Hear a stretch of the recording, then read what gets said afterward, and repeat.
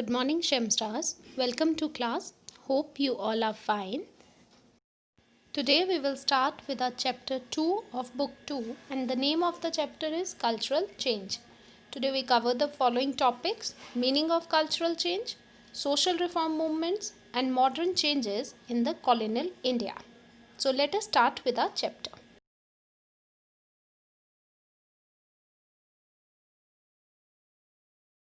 In the previous chapter, we read about the socio-economic changes that took place in India as a consequence of colonialism in India and how it changed the entire structure of Indian society. We have already studied the structural change in chapter 1. Now we will see how important the structural changes are to understand the cultural changes. In this chapter, we look at two related developments, both the complex product of the colonial impact. The first deal with the conscious effort made by the social reformer of 19th and 20th century, and the second, less deliberate but decisive change in cultural practice, which can be understood as four processes: Sanskritization, Westernization, Modernization, and Secularization. Now, if we talk about cultural change, it refers to the change in customs, tradition, belief, lifestyle, etc. You can see it from this example that before we are very much traditional, now we opt the Western culture. The second phase of changes in India is known as cultural awakening or reform movements. During British rule, social reformers wanted to change the social system in India. Actually, in our country, the wave of social reform began in 19th century when the Indian society had to face many kind of challenges during the colonial rule, which had to be reformed or corrected. Indian society was ridden with various kind of social evil such as the sati system, prohibition of widow remarriage, child marriage, untouchability, caste restrictions, and many more. Many thinkers like Raja Ram Mohan Roy, Ishwar Chandra Vidyasagar, Keshav Chandra Sen, Dayanand Saraswati, Ranade, Tilak, Sir Syed Ahmad Khan, and Gandhiji joined the larger movement of social reforms to eradicate these social evils. The reform movement started in the 19th century were influenced by the Bhakti and Sufi movement on the one hand and by modern thinkers on the other hand. Like Raja Ram Mohan Roy, he started Brahmo Samaj and he abolished the sati system by giving the argument from the scriptures. Next, we can take Swami Dayanand Saraswati.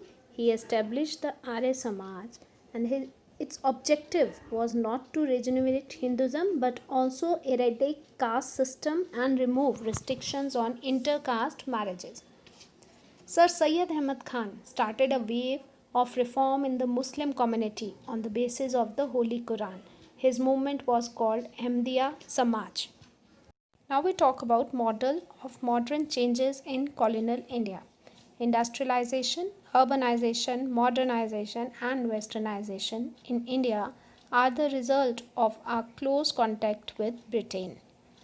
Some new techniques and structure came to India, new mechanic techniques in production, new market system in trade, and new means of transport and communication were developed.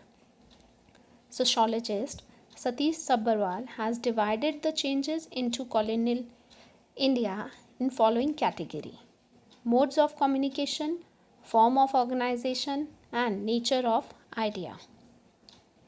New technologies speeded up various forms of communication.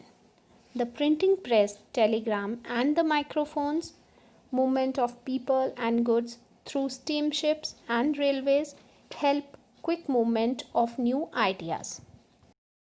Now we talk about setup of modern social organization. Modern social organization like the Brahmo Samaj in Bengal and Arya Samaj in Punjab was set up. The All India Muslim Women's Conference called Anjuman-e Khawatin-e-Islam was founded in 1914. The reform movement was not restricted to debates and conferences but was widely propagated through newspapers and journals.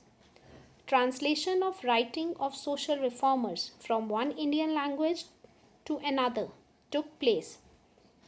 Vishnu Shastri published a Marathi translation of Vidyasagar's book in his journal India Prakash in 1868. Next, we talk about the emergence of new ideas of liberalism and freedom.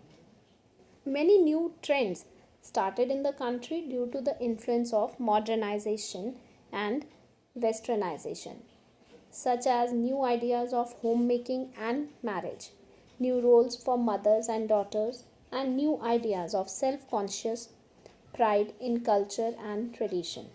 People started giving more importance to education, especially female education.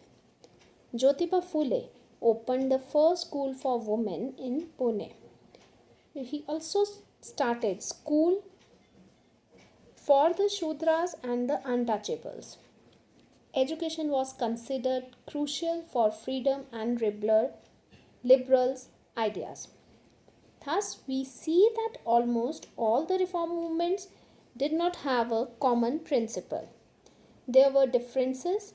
While some concentrated on educating women of upper classes only, others catered to the upliftment of the deprived section of society. That's all for today. Thank you, Shamsta.